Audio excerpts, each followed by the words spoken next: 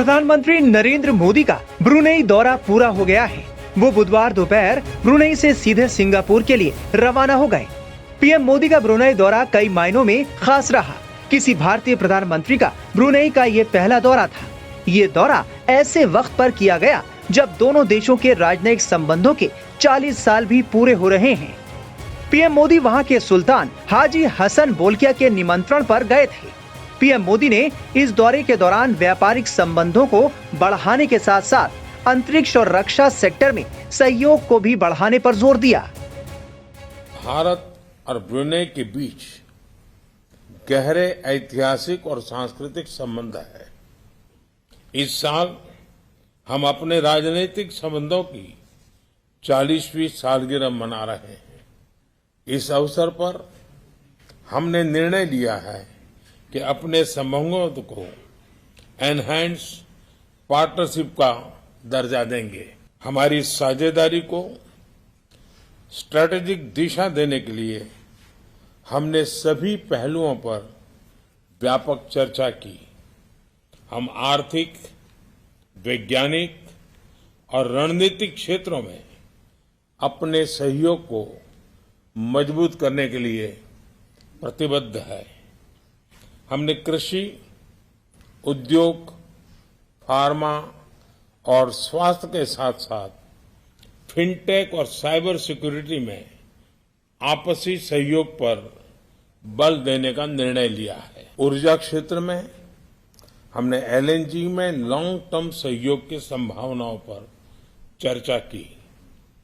रक्षा क्षेत्र में सहयोग को बढ़ाने के लिए हमने रक्षा उद्योग, प्रशिक्षण और क्षमता निर्माण की संभावनाओं पर सकारात्मक विचार किए।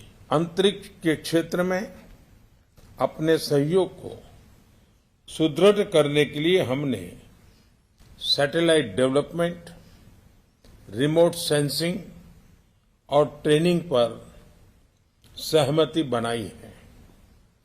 दोनों देशों के बीच कनेक्टिविटी के लिए जल्द ही डायरेक्ट फ्लाइट्स शुरू की जाएगी। पीएम मोदी ने कहा कि भारतीय समुदाय ब्रुनेई के अर्थव्यवस्था और समाज में सकारात्मक योगदान दे रहा है। हमारे पीपल टू पीपल संबंध हमारी साझेदारी की नींव है। मुझे खुशी है कि भारतीय समुदाय ब्रुनेई की अर्थव्यवस्था और समाज में सकारात्मक योगदान दे रहा है। कल भारतीय राजदूतावास के लोकार्पण से भारतीय समुदाय को एक स्थायी एड्रेस मिला है। भारतीय समुदाय के कल्याण और हितों की देखरेख के लिए हम हिज मैजेस्टी और उनकी सरकार के आभारी हैं।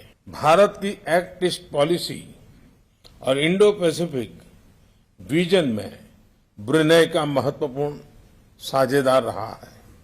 भारत हमेशा आसियान सेंट्रलिटी को प्राथमिकता देता आया है और आगे भी देता रहेगा। हम अनक्लोज जैसे अंतर्राष्ट्रीय कानूनों के तहत फ्रीडम ऑफ नेविगेशन और ओवरफ्लाइट्स का समर्थन करते हैं। हम सहमत हैं कि इस क्षेत्र में कोड ऑफ कंडक्ट पर सहमति बने। हम विस्तारवाद नहीं, विकासवाद की नीति का समर्थन करते हैं। योर मैजेस्टी, भारत के साथ संबंधों के प्रति आपकी प्रतिबद्धता के लिए हम आपके आभारी हैं।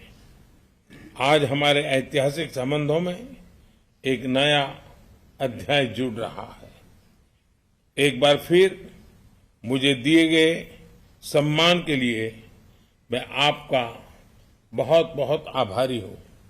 मैं आपके शाही परिवार के सभी सदस्यों और ब्रुनेई के लोगों के अच्छे स्वास्थ्य और खुशहाली की कामना करता हूं। बता दें कि ब्रुनेई को भारत की एक्ट ईस्ट पॉलिसी और इंडो पैसिफिक के विजन के लिहाज से काफी अहम देश माना जाता है। स्ट्रेटेजिक लिहाज से ब्रुनेई महत्वपूर्ण साझेदार देश है। इस देश की उत्तरी सीमा साउथ चाइना से लगती है। पीएम मोदी ब्रुनेई से सीधे सिंगापुर के लिए रवाना हो गए। वो 6 साल बाद सिंगापुर पहुंच रहे हैं। उनका ये दौरा ऐसे वक्त पर हो रहा है जब सिंगापुर में सरकार बदल गई है और लॉरेंस वोंग ने प्रधानमंत्री पद की कमान संभाल ली है। बता दें कि ब्रुनेई एक मुस्लिम राज्य है। ब्रुनेई में साल 2021 में जनगणना हुई, जिसके मुताबिक देश की आबादी 44 लाख से ज्यादा है, जिनमें 82% मुस्लिम आबादी है, 8% ईसाई और 7% बौद्ध है, जबकि 4% में बाकी धर्म शामिल हैं।